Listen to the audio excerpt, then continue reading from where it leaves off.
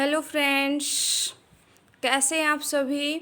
मैं सुदेश शर्मा सुदेश भगाना क्लासेस में आपका स्वागत करती हूं। मित्रों, आपको पता है हम सीटेट, एचटेट और जीके के पोर्शन के लिए हमारी स्टडी रखते हैं। हम सेंटर का कोई भी एग्ज़ाम हो उन सब की तैयारी के लिए ये नोट्स जो मैं करवाती हूँ इनको आप रीड कर सकते हैं, देख सकते हैं, समझ सकते हैं। तो मित्रों, वीडियो को ज़्यादा से ज़्यादा लाइक, शेयर, चैनल को सब्सक्राइब करें, कमेंट कीजिए। क्या आपकी कोई परेशानी है तो उसके विषय में हमें कमेंट करके ज़रूर बताएं।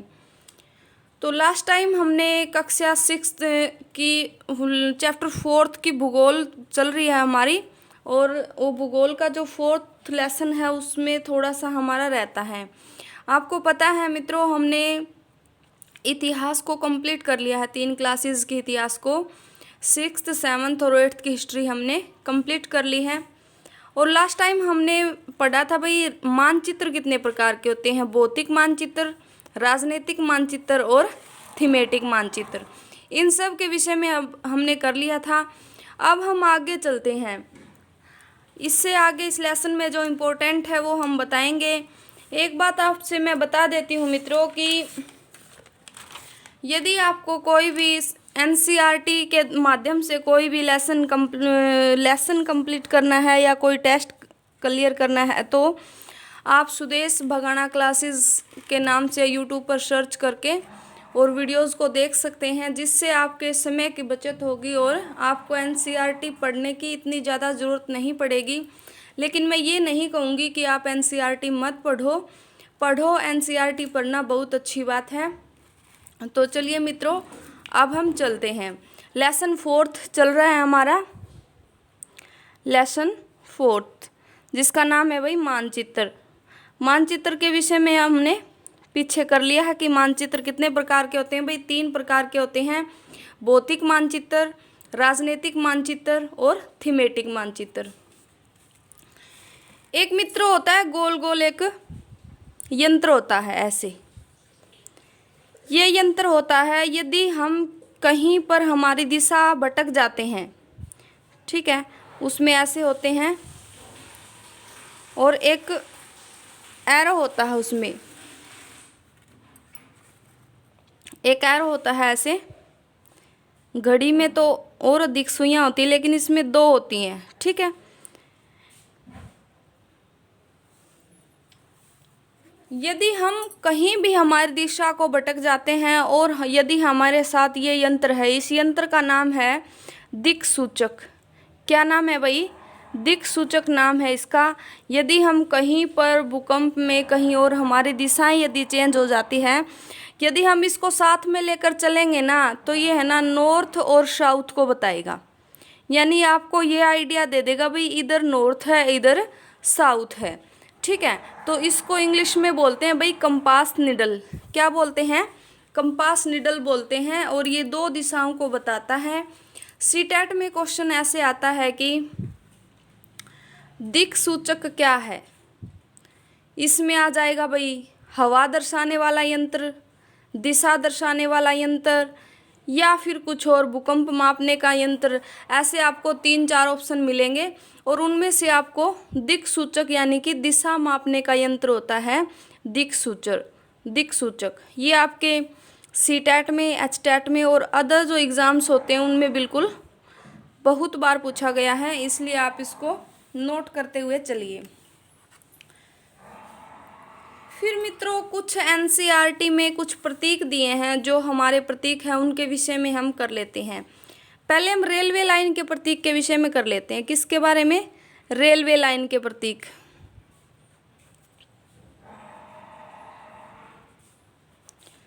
कि भाई कौन सी, यदि रेलवे लाइन पर ये प्रतीक है तो क्या होगा, ये प्रतीक है तो क्या होगा, इन सब विषय में अब हम करेंगे। तो देखिए भाई, यदि ऐसे होगा,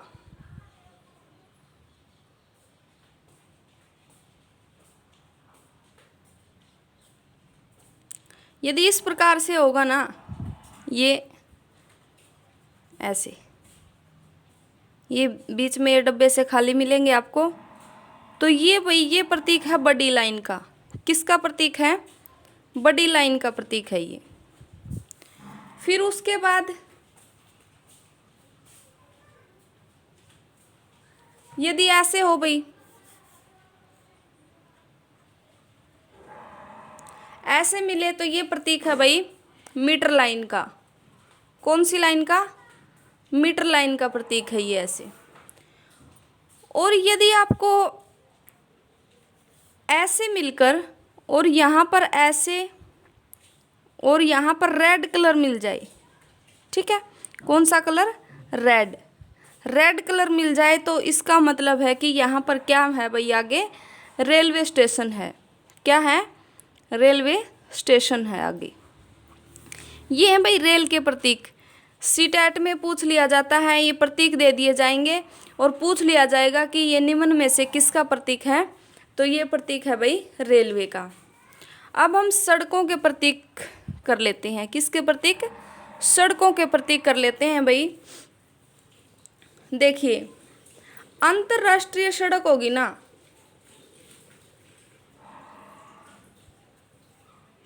पहले हम छोटे लेवल से चलते हैं। जैसे पक्की सड़क होगी, पक्की सड़क होगी तो हमें ऐसे साइन मिलेंगे, ऐसे, फिर एक डॉट, फिर ऐसे, फिर एक डॉट, ऐसे है भाई। ये कौन सी है? पक्की सड़कों के साइन हैं, ठीक है। और उसके बाद आता कच्ची सड़कें। यदि कच्ची सड़कें होंगी तो ऐसे टूटी हुई, ये साइन होते हैं भाई कच्ची सड़कों के। किसके होते हैं भाई? कच्ची सड़कों के ये साइन होते हैं, ठीक है। और यदि अंतर्राष्ट्रीय सड़क है,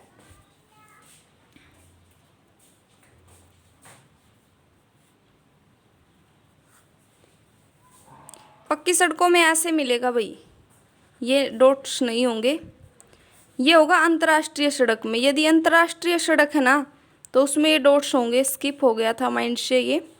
अंतर्राष्ट्रीय सड़क में ये होगा भाई। ये कौन सी है? अंतर्राष्ट्रीय सड़क। उसके बाद आता भाई यदि राज्य की सड़क है, राज्य की सड़क है तो ये मोटी लाइन नहीं होगी, पतली लाइन होगी ऐसे। ये कौन सी है? राज्य सड़क भाई, ये है राज्य सड़क। और फिर होती है भाई जिला सड़क। कौन सी? जिला सड़क के साइन ये है जिला सड़क, ठीक है। अंतर्राष्ट्रीय सड़क, राज्य सड़क और जिला सड़क। ये देखिए भाई, ये साइन है, इनको आप ध्यान में रखना। ये पक्की सड़कें, ये नहीं होगा भाई, ये भी नहीं होगा। पक्की सड़कें, कच्ची सड़कें, अंतर्राष्ट्रीय, राज्य और जिला। अंतर्राष्ट्रीय यानी कि दो राष्ट्रों की जहाँ पर सड़कें होंगी वहाँ पर ये साइन मिलेगा। दो राज्यों की जहाँ पर सड़क होगी वहाँ पर ये साइन मिलेगा। जहाँ पर जिला एक दूसरे की सड़क होगी तो ये साइन मिलेगा। इनको आप पे बिल्कुल ध्यान से रखना। और भाई जो इम्पोर्टेंट तो मेरे ख्याल से यही है। साइन तो यहाँ पर बहुत सारे हैं, लेकिन ये तो आपको पता है भाई, नदी होगी तो ऐसे होगा, कुआं होगा तो ऐसे होगा, ये तो आपको ज़्यादा पता ही है। पुल होगा तो भाई ऐसे मिलेगा, पुल के लिए ऐसे ही मिलेगा। इनसे तो आप इनके डायग्राम से ही समझ जाओगे। और एक है भाई पोस्ट ऑफिस होगा तो पीओ लिखा मिलेगा, पोस्ट एवं टेलीग्राफ ऑफिस होगा तो पीटीओ मिलेगा, और पुलिस स्टेशन होगा तो पीसी मिलेगा। इन सब का आपको शायद इनके नाम से ही समझ में आ जाए, ये ज़्यादा कठिन नहीं है। एक बात है भाई, यदि बस्ती होगी ना तो ये साइन मिलेंगे, बस्ती के लिए ये साइन मिलेंगे। और कब्रिस्तान होगा तो ये साइन मिलेंगे, ये भी ध्यान में रखना। ये कब्रिस्तान के हैं और ये बस्ती के साइन हैं। पेड़ पौधे होंगे तो भाई पेड़ों के चित्र मिलेंगे, घास के स्थल होंगे तो भाई घास मिलेगा। ये तो बस नॉर्मल सी बातें हैं, और इनमें तो यही इम्पोर्टेंट है जो मैंने आपको बता दिया है। सबसे ज़्यादा इम्पोर्टेंट था रेल और सड़कें, ये मैंने आपको बता दिया है भाई। इसके बाद आता है भाई एक बिल्कुल इम्पोर्टेंट बात है, और ये क्वेश्चन पेपर में भी पूछा जाता है कि मानचित्र की भाषा कौन सी होती है? कौन सी होती है भाई मानचित्र की भाषा? मानचित्र की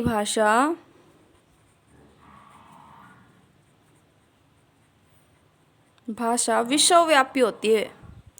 विश्वव्यापी भाषा होती है मानचित्र की। और ये जो मानचित्र के जो ये प्रतीक है ना, इनके बारे में हमने पढ़ा है।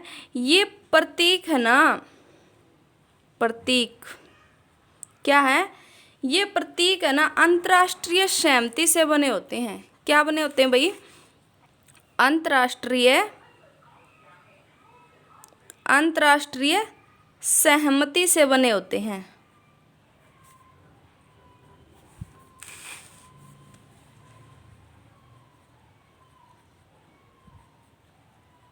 क्या होते हैं? अंतर्राष्ट्रीय सहमति से बने होते हैं भाई ये।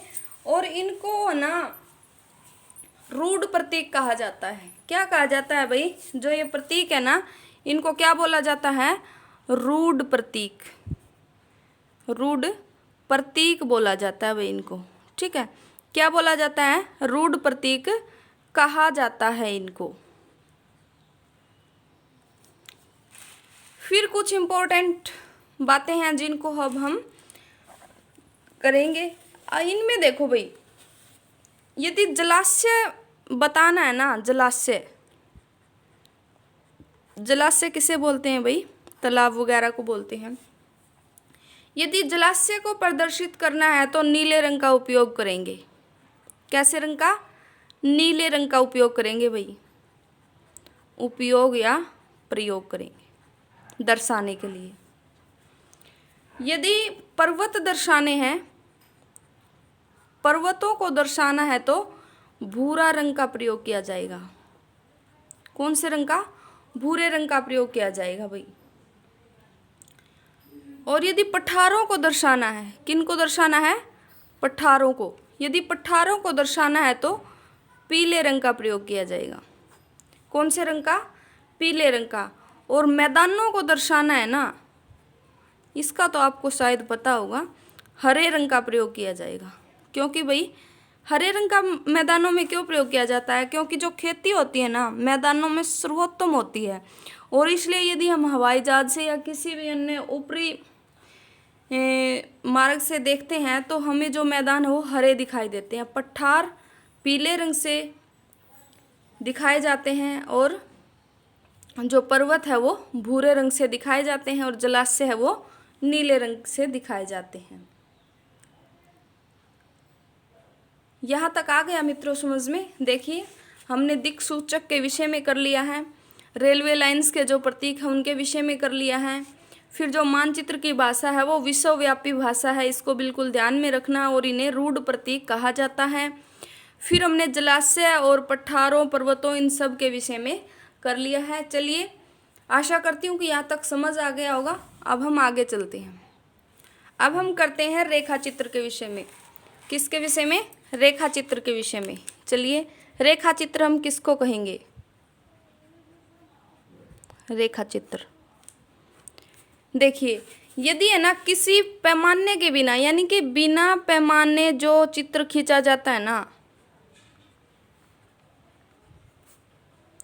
खींचा गया चित्र, जैसे भाई क्या हो सकता है? किसी के घर का नक्शा हो सकता है, किसी के घर का नक्शा हो सकता है, इसमें उसको बोलेंगे भाई रेखा चित्र। यानी कि बिना पैमाने के जो आरेख खींचा जाता है ना उसे बोलते हैं रेखा चित्र।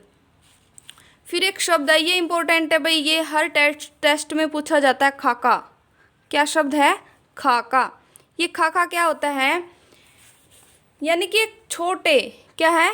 एक छोटे क्षेत्र का बड़े पैमाने पर खींचा गया रेखा चित्र। बड़े पैमाने पर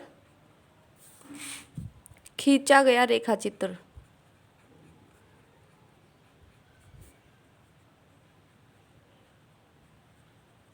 ठीक है भाई।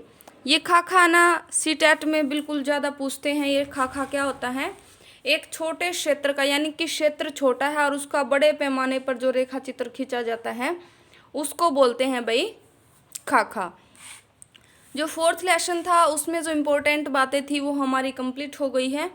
चलिए अब हम लेसन 5 कर लेते हैं। लेसन 5, 5th लेसन में देखिए, क्या है? इसमें हम पृथ्वी के विषय में पढ़ेंगे। किसके विषय में पढ़ेंगे भाई? पृथ्वी के विषय में पढ़ेंगे। देखिए, पृथ्वी को 3 भागों में बांटा गया है। जो इसके मंडल हैं, ये हो गई हमारी पृथ्वी। क्या हो गई? पृथ्वी। और इसके 3 पार्ट्स हैं भाई मंडलों में। एक हो गया भूमंडल। कौन सा मंडल हो गया? भूमंडल। सेकंड हो गया भाई वायुमंडल, वायुमंडल। और तीसरा हो गया भाई जलमंडल। भूमंडल को स्थल मंडल भी बोल देते हैं। इसमें है ना पृथ्वी का ठोस भाग शामिल है। कौन सा भाग शामिल है? ठोस भाग शामिल है। ठोस का मतलब इसमें जो हमारी उपजाऊ भूमि है, पर्वत है, पठार है, ये सभी इसमें शामिल है। वायुमंडल में भाई जो पृथ्वी के चारों ओर जो गैसें फैली हुई हैं, पृथ्वी के चारों ओर जो गैसें फैली हुई हैं,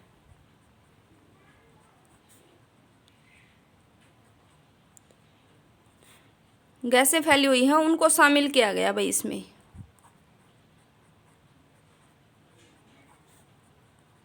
उनको शामिल किया गया है। ठीक है। उसके बाद आता है जलमंडल। इसमें ना जो पृथ्वी के बड़े भाग पर जल पाया जाता ना, उसको शामिल किया गया है। पृथ्वी के बड़े भाग पर जो जल पाया जाता है,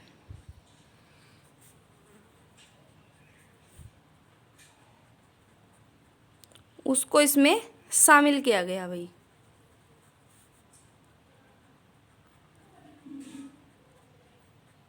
आ गया ना यहाँ तक समझ में? रेखा चित्र के विषय में पढ़ लिया, खाका के विषय में पढ़ लिया, और पृथ्वी पर जो मंडल है उनके विषय में हम अब पढ़ रहे हैं भाई। भूमंडल, वायुमंडल और जलमंडल। भूमंडल में क्या है? पृथ्वी का ठोस भाग शामिल है।